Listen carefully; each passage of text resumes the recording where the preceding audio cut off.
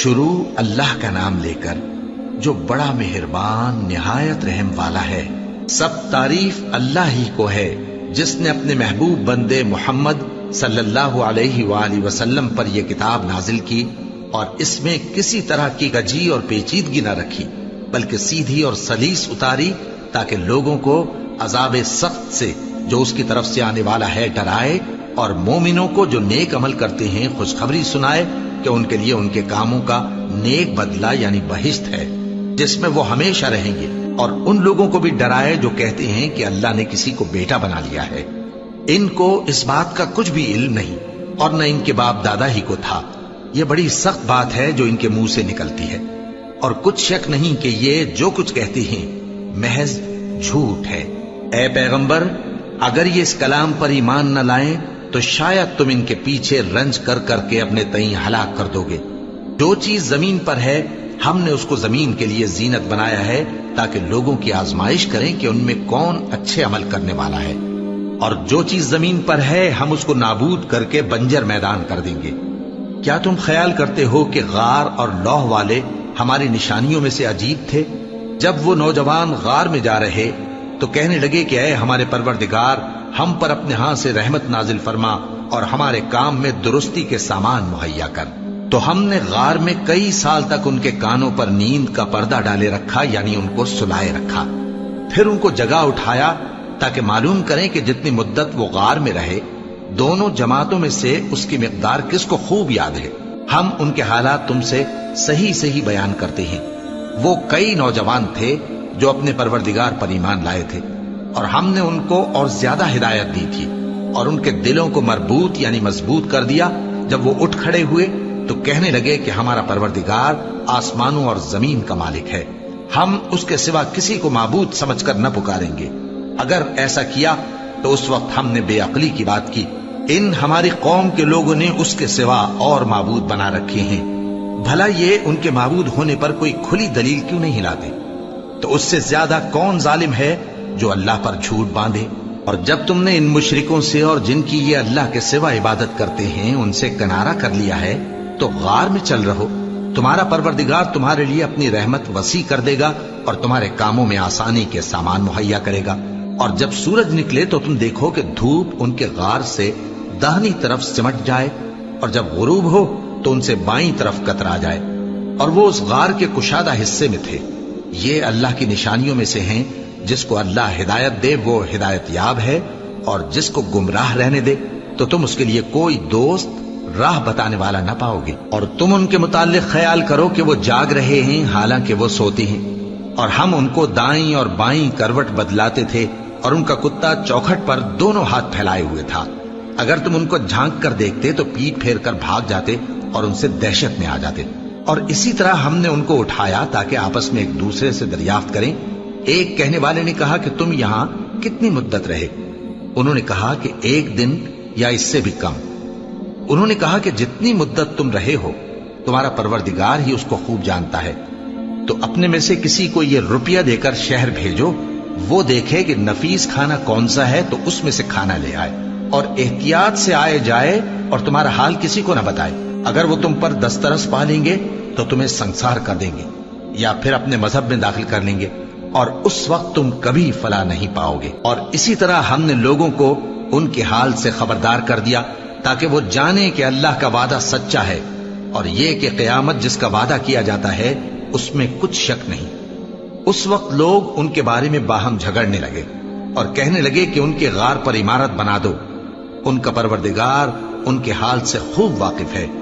جو لوگ ان کے معاملے میں غلبہ رکھتے تھے وہ کہنے لگے کہ ہم ان کے غار پر مسجد بنائیں گے۔ بعض لوگ اٹکل پچو کہیں گے کہ وہ 3 تھے اور چوتھا ان کا کتا تھا، اور بعض کہیں گے کہ وہ 5 تھے اور چھٹا ان کا کتا تھا، اور بعض کہیں گے کہ وہ 7 تھے اور 8واں ان کا کتا تھا۔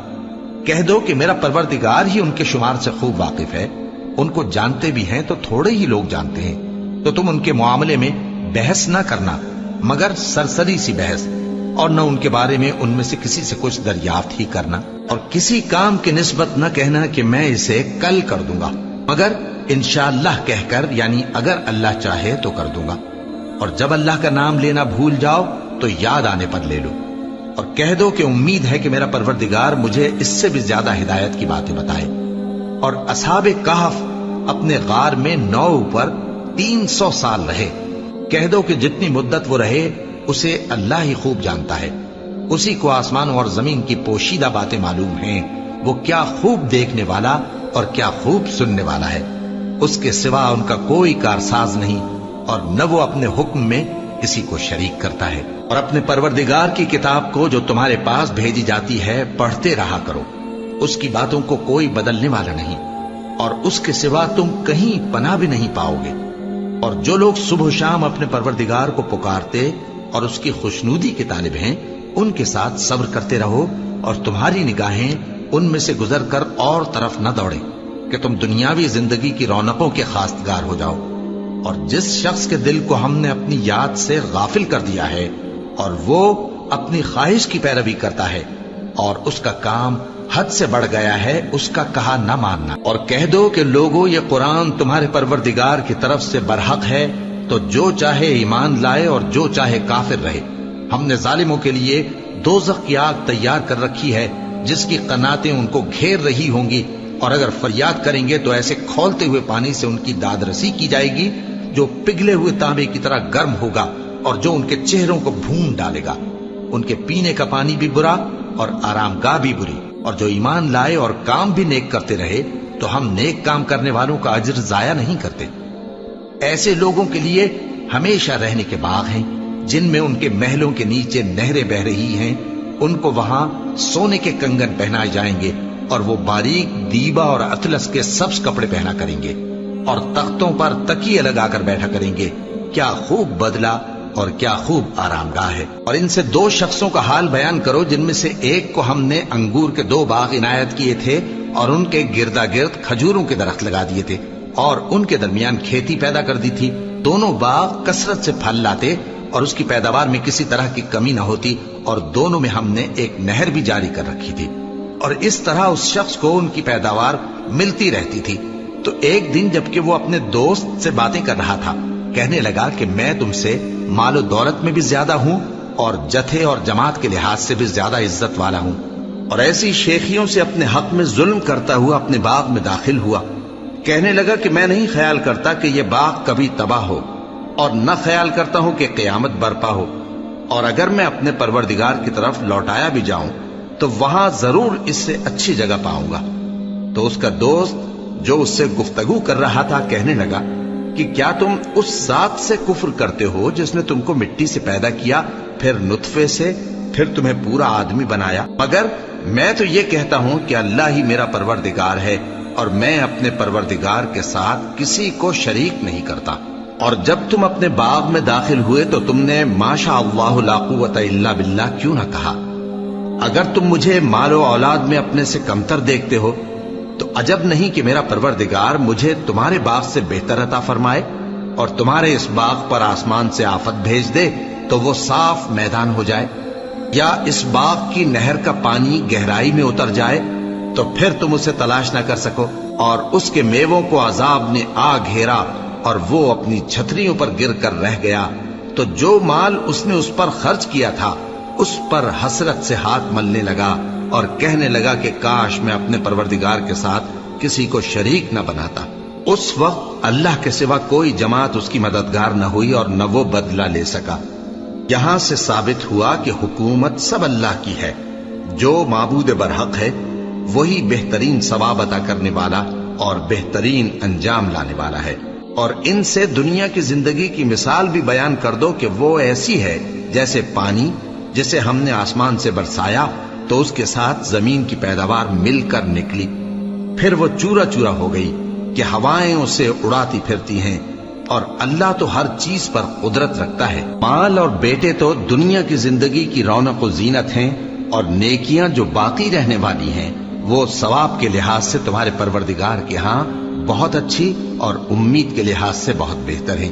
اور جس دن ہم پہاڑوں کو چلائیں گے اور تم زمین کو صاف میدان دیکھو گے، اور ان لوگوں کو ہم جمع کر لیں گے تو ان میں سے کسی کو بھی نہیں چھوڑیں گے، اور سب تمہارے پروردگار کے سامنے صف باندھ کر لائے جائیں گے، تو ہم ان سے کہیں گے کہ جس طرح ہم نے تم کو پہلی بار پیدا کیا تھا उसी तरह आज तुम हमारे सामने आए, लेकिन तुमने तो ये ख्याल कर रखा था कि हमने तुम्हारे लिए क़यामत का कोई वक्त मुकर्रर ही नहीं किया, और आमाल की किताब खोल कर रखी जाएगी तो तुम गुनाहगारों को देखोगे कि जो कुछ उसमें लिखा होगा उससे डर रहे होंगे और कहेंगे, हाय शामत, ये कैसी किताब है कि न छोटी बात को छोड़ती है न बड़ी को, कोई बात भी नहीं मगर उसे लिख रखा है, और जो जो अमल किए होंगे सबको हाजिर पाएंगे, और तुम्हारा परवरदिगार किसी पर जुल्म नहीं करेगा। और जब हमने फरिश्तों को हुक्म दिया कि आदम को सजदा करो तो सबने सजदा किया मगर इब्लीस ने न किया। वो जिन्नात में से था तो अपने परवरदिगार के हुक्म से बाहर हो गया। क्या तुम उसको और उसकी औलाद को मेरे सिवा दोस्त बनाते हो, हालांकि वो तुम्हारे दुश्मन हैं, और शैतान की दोस्ती जालिमों के लिए अल्लाह की दोस्ती का बुरा बदल है। मैंने उनको न तो आसमानों और जमीन के पैदा करने के वक्त बुलाया था और न खुद उनके पैदा करने के वक्त, और मैं ऐसा न था कि गुमराह करने वालों को मददगार बनाता। और जिस दिन अल्लाह फरमाएगा कि अब मेरे शरीकों को जिनकी निस्बत तुम माबूद होने का गुमान रखते थे बुलाओ, तो वो उनको बुलाएंगे मगर वो उनको कुछ जवाब न देंगे, और हम उनके दरमियान हलाकत की एक जगह बना देंगे, और गुनाहगार लोग दोज़ख को देखेंगे तो यकीन कर लेंगे कि वो उसमें पड़ने वाले हैं, और उससे बचने का कोई रास्ता न पाएंगे। और हमने इस कुरान में लोगों के समझाने के लिए तरह तरह की मिसालें बयान फरमाई हैं, लेकिन इंसान सब चीजों से बढ़कर झगड़ालू है।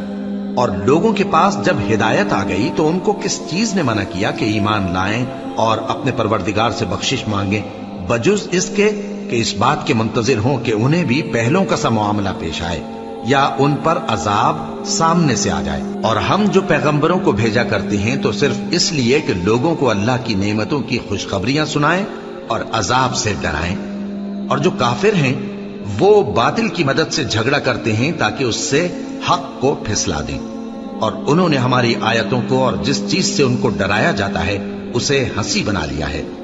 और उससे बढ़कर जालिम कौन, जिसको उसके परवरदिगार की आयत के जरिए समझाया गया तो उसने उनसे मुंह फेर लिया, और जो अमाल वो आगे कर चुका उसको भूल गया। हमने उनके दिलों पर पर्दे डाल दिए कि उसे समझ न सकें, और कानों में सिक्ल पैदा कर दिया है कि सुन न सकें। और अगर तुम उनको रस्ते की तरफ बुलाओ तो कभी रस्ते पर ना आएंगे, और तुम्हारा परवरदिगार बख्शने वाला साहिब रहमत है।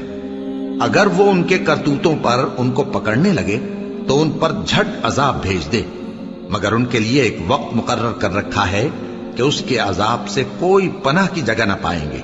और ये बस्तियां जो वीरान पड़ी हैं, जब इन्होंने कुफ्र करके जुल्म किया तो हमने इनको तबाह कर दिया, और इनकी तबाही के लिए एक वक्त मुकर्रर कर दिया था।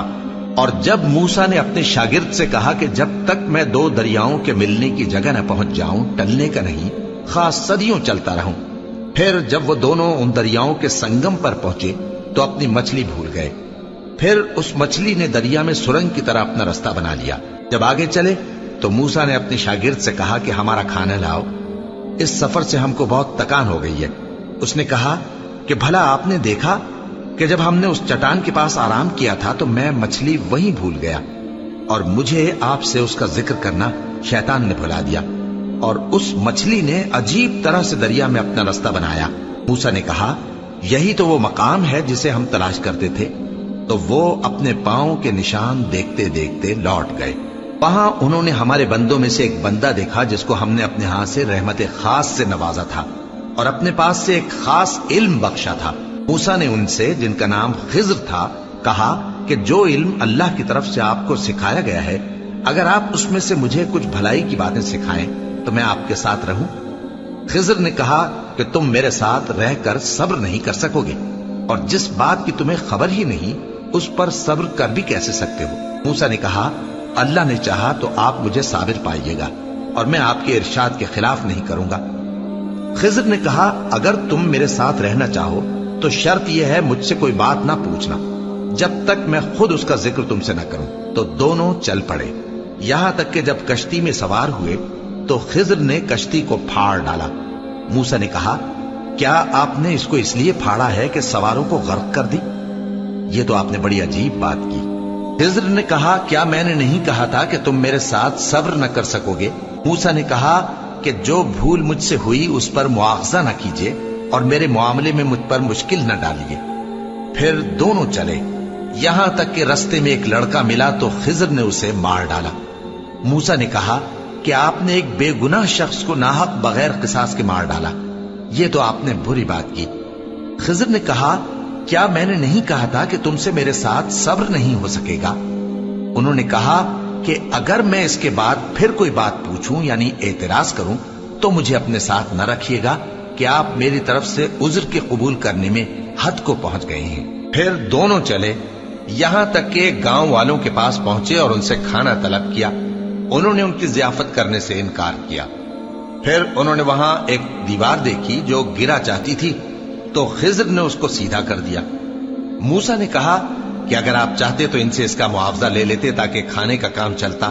خضر نے کہا کہ اب مجھ میں اور تم میں علیحدگی، مگر جن باتوں پر تم صبر نہ کر سکے میں ان کا تمہیں بھید بتائے دیتا ہوں کہ وہ جو کشتی تھی غریب لوگوں کی تھی جو دریا میں محنت کر کے یعنی کشتیاں چلا کر گزارا کرتے تھے، اور ان کے سامنے کی طرف ایک بادشاہ تھا جو ہر اچھی کشتی کو زبردستی چھین لیتا تھا، تو میں نے چاہا کہ اسے عیبدار کر دوں تاکہ وہ اسے غصب نہ کر سکے۔ اور وہ جو لڑکا تھا اس کے ماں باپ دونوں مومن تھے، ہمیں اندیشہ ہوا کہ وہ بڑا ہو کر بد کردار ہوگا تو کہیں ان کو سرکشی اور کفر میں نہ پھنسا دے، تو ہم نے چاہا کہ ان کا پروردگار اس کی جگہ ان کو اور بچہ عطا فرمائے جو اخلاقی پاکیزگی میں بہتر اور محبت میں زیادہ قریب ہو۔ اور وہ جو دیوار تھی سو 2 یتیم لڑکوں کی تھی جو شہر میں رہتے تھے، اور اس کے نیچے ان کا خزانہ دفن تھا، اور ان کا باپ ایک نیک آدمی تھا۔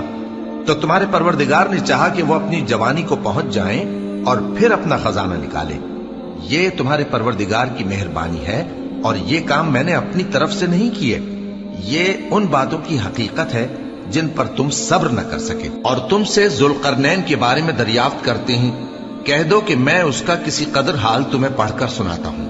ہم نے اس کو زمین میں بڑا اقتدار دیا تھا اور ہر طرح کا سامان اس کو عطا کیا تھا، تو اس نے ایک سفر کا سامان کیا، یہاں تک کہ جب سورج کے غروب ہونے کی جگہ پہنچا تو اسے ایسا پایا کہ ایک کیچڑ والے چشمے میں ڈوب رہا ہے، اور اس چشمے کے پاس ایک قوم دیکھی۔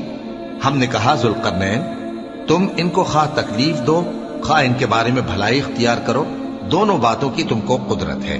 ذوالقرنین نے کہا کہ جو کفر و بد کرداری سے ظلم کرے گا اسے ہم سزا دیں گے، پھر وہ اپنے پروردگار کی طرف لوٹایا جائے گا تو وہ بھی اسے بڑا عذاب دے گا، اور جو ایمان لائے گا اور عمل نیک کرے گا اس کے لیے بہت اچھا بدلہ ہے، اور ہم اپنے معاملے میں اس سے نرم بات کہیں گے۔ پھر اس نے ایک اور سامان سفر کیا، یہاں تک کہ سورج کے طلوع ہونے کے مقام پر پہنچا تو دیکھا کہ وہ ایسے لوگوں پر طلوع ہوتا ہے جن کے لیے ہم نے دھوپ سے بچاؤ کی کوئی اوٹ نہیں بنائی تھی۔ حقیقت یوں ہی تھی، اور جو کچھ اس کے پاس تھا ہم کو سب کی خبر تھی۔ پھر اس نے ایک اور سفر کا سامان کیا، یہاں تک کہ 2 اونچے سیدھے پہاڑوں کے درمیان پہنچا تو دیکھا کہ ان کے اس طرف کچھ لوگ ہیں کہ بات کو سمجھ نہیں سکتے۔ ان لوگوں نے کہا کہ اے ذوالقرنین، یاجوج اور ماجوج اس علاقے میں فساد کرتے رہتے ہیں، بھلا ہم آپ کے لیے خرچ کا انتظام کر دیں کہ آپ ہمارے اور ان کے درمیان ایک دیوار کھینچ دیں۔ ذوالقرنین نے کہا کہ خرچ کا جو مقدور اللہ نے مجھے بخشا ہے وہ بہت اچھا ہے، تم مجھے قوت بازو سے مدد دو، میں تمہارے اور ان کے درمیان ایک مضبوط رکاوٹ بنا دوں گا۔ تم لوہے کے بڑے بڑے تختے میرے پاس لاؤ۔